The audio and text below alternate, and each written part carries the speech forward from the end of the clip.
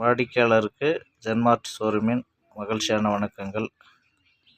15வது மாத குழுக்களில் 5314 அட்சயா பட்டுக்கோட்டை ஆலடிக்குமலை அவர்களுக்கு